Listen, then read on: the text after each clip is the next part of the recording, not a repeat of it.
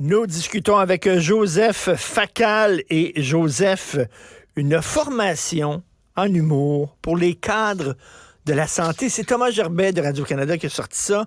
60 000 un contrat de gré à gré avec l'École nationale de l'humour. Est-ce que ça te fait rire? Est-ce que ça te met le sourire aux lèvres? Richard, un des grands avantages de ne plus être en politique, c'est qu'à une question honnête, je peux répondre honnêtement, je ne sais pas.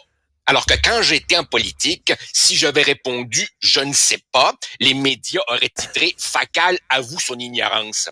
Tu me demandes est-ce que j'en ris ou est-ce que j'en pleure? Je le sais pas. Mais assurément, dans la rubrique quand la réalité rattrape et dépasse la fiction, celle-là est dure à battre, car évidemment, toi, moi et combien d'autres avons spontanément pensé à mon film de Denis Arcand favori, L'Âge des Ténèbres, 2007, quand Christian Bégin, fonctionnaire d'une société d'État qui s'appelle Humour Québec, ça ne s'invente pas, Humour Québec, vient faire une formation en rire thérapeutique à tous ces fonctionnaires qui sont des espèces de cadres momifiés, totalement dépressifs, parmi lesquels, évidemment, celui joué par Marc Labrèche. Et là, il leur apprend les différentes formes de rire. Richard, franchement, là, si j'étais encore en politique, si j'étais encore ministre, si j'avais 1 heure à passer dans les souliers de Christian Dubé, je dirais à mon chef de cabinet, trouve-moi le génie qui a eu cette idée, amène-le devant moi, je veux juste l'entendre se justifier. Moi, j'aimerais qu'on me trouve qui a eu cette idée et par quel raisonnement il a pu penser à ça. 60 000 $ pour compétences humour pour les gestionnaires. J'en reviens juste pas. Écoute, pour l'émission Les Francs-Tireurs, j'ai participé à une formation d'humour comme ça. Il fallait se tenir la main. Toute l'équipe des Francs-Tireurs, l'émission que je co-animais à Télé-Québec, il fallait se tenir la main. Et là, il y avait la femme qui donnait ce genre de formation-là, qui disait, il faut rire. Là, on se force à rire et l'appétit vient en mangeant. Mais là, tu te forces à rire. Après ça, on rit ça vient tout seul et ça fait du bien. Ça enlève le stress et tout ça. Une vaste niaiserie. Et ça, c'est parce que les sociétés d'État ou ils doivent dépenser un certain pourcentage de leur budget à des formations. Et là, il y a des gens qui ont vu le Klondike là-dedans et qui offrent des formations de n'importe quoi, des cristaux, du rire, du somnambulisme, n'importe quelle niaiserie. Moi, Richard, après l'Office de consultation publique de Montréal, qui essayait de nous faire croire qu'un voyage au Mozambique était justifié pour améliorer nos compétences en démocratie participative, je pensais avoir tout vu avec ça. Visiblement non, je suis encore naïf. Et puisqu'on est sur le domaine de la santé, je vais te faire un aveu. Toi, moi, nos auditeurs qui avons franchi la soixantaine, savons que quand on rentre dans nos catégories d'âge, eh bien, quelque chose qui s'appelle la prostate, quelque chose qui s'appelle le côlon, doit faire partie de nos examens usuels à intervalles réguliers. Alors ici, c'est non pas le cadre que je n'ai jamais été, mais le patient qui te parle. J'essaie depuis quelques jours de trouver des rendez-vous pour passer ces examens dans le réseau et je te garantis, Richard, que le résultat ne me donne pas pantoute envie de m'inscrire à un séminaire d'humour. Plutôt un séminaire de gestion de ma colère. Et bien entendu, j'ai pilé sur mes principes et je suis sur des sites en train de chercher, des cliniques privées. On en est là. J'ai fait la même recherche, moi aussi, pour des tests de prostate et, excuse-moi le mauvais jeu de mots, mais j'en avais plein le cul. Excuse-moi. Bon, OK, d'accord. Mais donc, OK, ben c'est ça. j'ai finalement un rendez-vous, je pense que c'est vers la fin janvier, moi, je n'ai pas de médecin de famille. Je l'ai perdu, mon médecin de famille. Je l'ai déjà raconté parce qu'il a gagné des millions de dollars à l'Auto-Québec, donc il a pris sa retraite. Et donc, écoute, c'est hyper compliqué parce que tu dois voir le médecin de famille qui dit « Ah oui, c'est correct, OK, tu vas pouvoir aller voir un urologue ou un spécialiste. » Puis là, en tout cas, bref, comme tu dis, on n'a pas envie de rire, absolument pas, avec Richard, ça. Richard, si tu me donnes quelques instants, je te raconte. Je vais voir ma médecin de famille. Elle me pose les questions usuelles. Elle me fait ma petite requête et je me présente avec ma requête pour essayer d'avoir le fameux test. Alors là, évidemment, on me dit, ça se fait à l'hôpital. OK, parfait. Et là, on me dit, vous devez appeler le centre de rendez-vous qui centralise donc toutes les demandes dans la région où j'habite maintenant. Très bien, j'appelle. Me répond un jeune homme parfaitement courtois, professionnel, pas un mot à dire, qui m'explique la procédure. Alors, il prend mes renseignements et il me dit, dans 2 mois, vous devriez recevoir par la poste, dans 2 mois, une confirmation. Et là, je lui dis, Par la confirmation poste. quoi? Oui, par la poste. Et là, il me dit, dans 2 mois, vous recevrez par la poste votre confirmation. Et là, moi, je lui dis, la confirmation de mon rendez-vous. Il me dit, non. La confirmation que vous êtes bel et bien inscrit sur la liste d'attente. Et là, je lui demande, OK, 2 mois pour qu'on me confirme mon inscription sur la liste d'attente. OK. Il me dit, oui, monsieur, vous avez compris. Parfait. Là, je reste calme et je lui demande, et après ça, je peux m'attendre à quoi? Et là, il me dit, ben là, je m'embarquerai pas à vous donner une date, mais je peux vous dire que ça marche par ordre d'urgence, par ordre de priorité. Là, il me demande, pensez-vous que dans votre cas, il y a une urgence? Ben, je dis, je le sais pas, puisque j'ai pas subi l'examen. Comment veux-tu que je réponde à ça? Si je suis Non, je vois Mais tu vraiment vois, pas d'humour là-dedans. Vraiment pas. et toute ta Vraiment pas. vie, tu as payé des impôts pour un système de santé que tu n'utilisais pas parce que tu n'avais pas de problème de santé. Et là, tu Ça. arrives à un certain âge où tu as peut-être des problèmes de santé, où il faut que tu passes des tests et tout ça. Et là, le système pour lequel tu as payé ne peut pas te prendre. Fait que là, tu t'en vas en privé, puis là, après avoir payé toute ta vie au public, Ça. tu dois payer en plus au privé. C'est ça le Québec. Voilà. Et non seulement je dois aller au privé parce que le public y arrive pas, mais en même temps, tu sais, ça m'écoeure parce que je sais très bien, Richard, qu'il y a un paquet de gens qui ont aussi payé, comme toi et moi, qui n'ont pas nos moyens d'aller au Mhm. privé. Et j'ai aussi, quelque part, une pensée pour eux. En tout cas, ça m'écoeure. Mais Et en plus, évidemment, tu vois, on est bombardé par tout ce discours qui nous dit, faites de la prévention, ayez de saines habitudes, faites-vous dépister. Parfait. J'essaie de me faire dépister. J'essaie de faire de la prévention. Et c'est ça que ça donne. incroyable. Enfin, Je enfin. reviens sur ta chronique d'aujourd'hui, la Oui, diabolisation douce de PSPP. C'est bizarre parce que, au contraire, moi, je trouve pas qu'on le diabolise ces temps-ci. Je trouve au contraire que on l'applaudit. On dit, il monte dans les sondages, etc. Toi, tu parles de diabolisation douce. Absolument, Richard. Moi, je pense que ça s'en vient.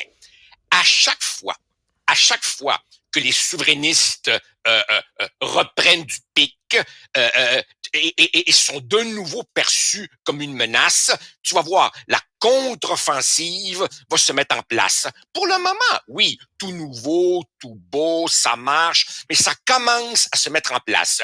Et on va évidemment, et c'est ma prédiction dans ma chronique, on va le jouer avec un angle qui se voudra subtil.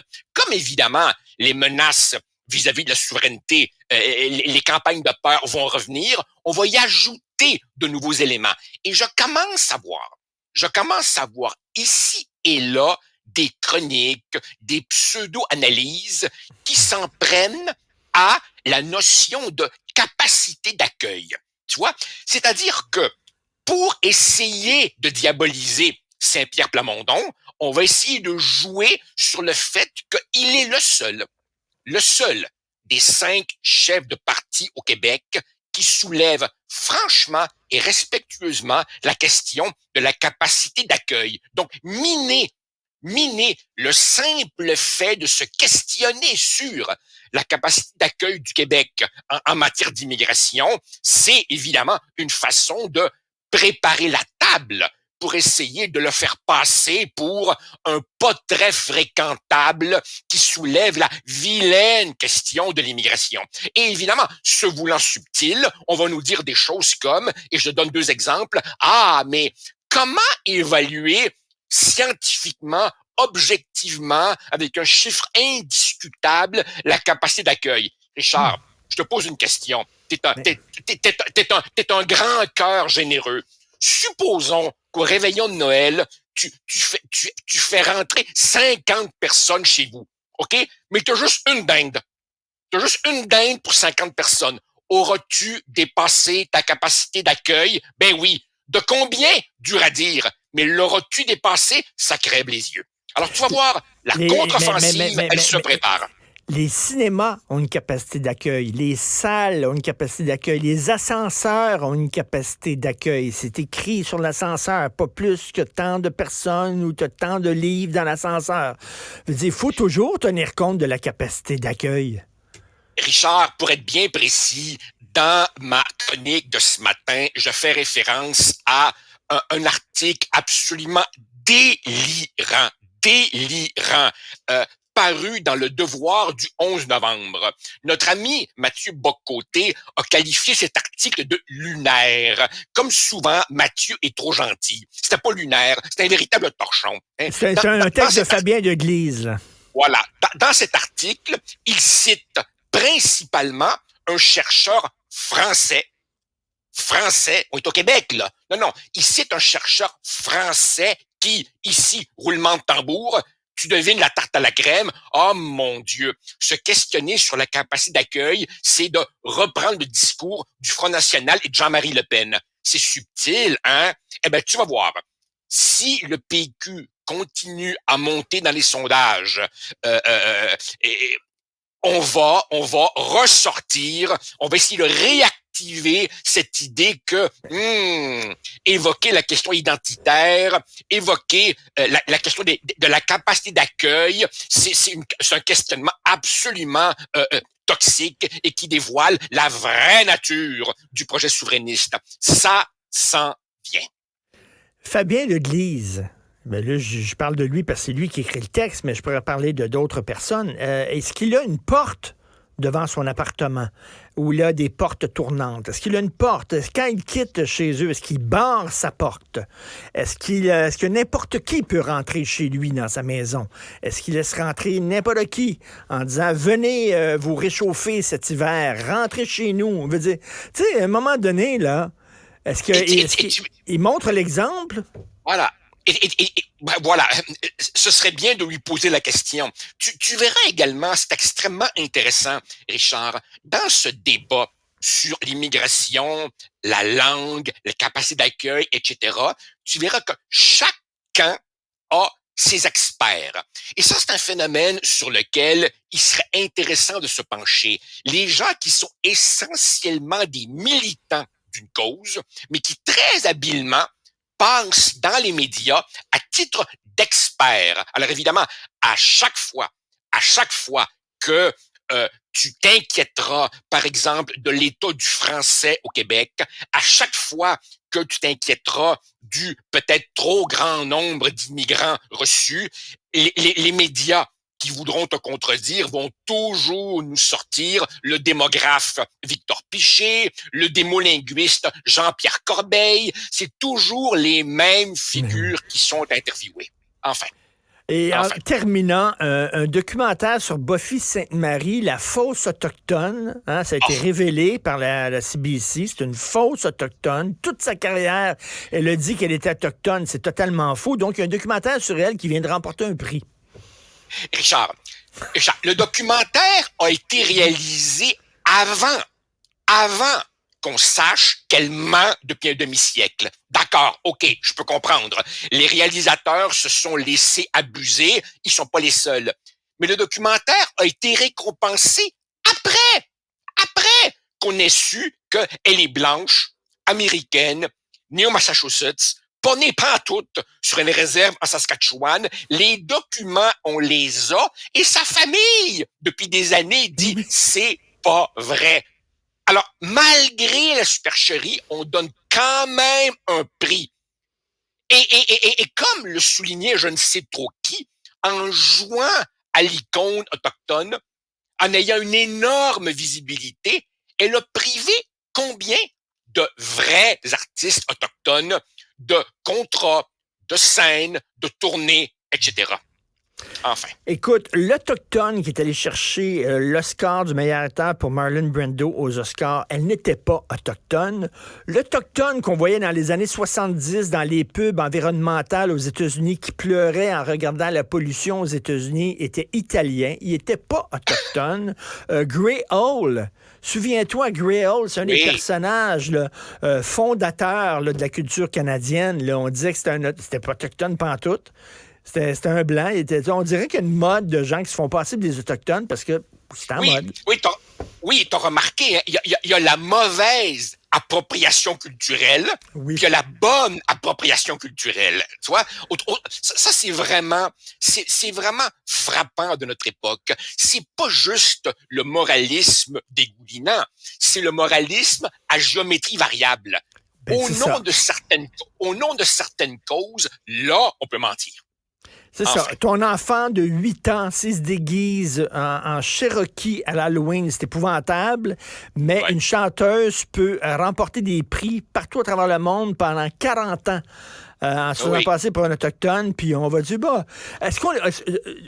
depuis le reportage de CBC, on n'a pas demandé à Buffy Sainte-Marie de retourner ses médailles puis ses prix qu'elle a gagnés à travers les années. Pas en tout. On n'a pas demandé. Et il s'est même trouvé des gens pour la défendre. Alors ça, vraiment, il faudra me l'expliquer. Enfin. Ça, c'est ce qu'on appelle... en est là, Richard. Toi qui es écrivain, ça, c'est ce qu'on appelle, ce qu'elle a fait, Buffy Sainte-Marie, c'est ce qu'on appelle vivre de sa plume. Ouais. Voilà. Badum. Voilà. On en est là. De sa plume amérindienne. Merci beaucoup. J'aime mon public. Salut, Joseph.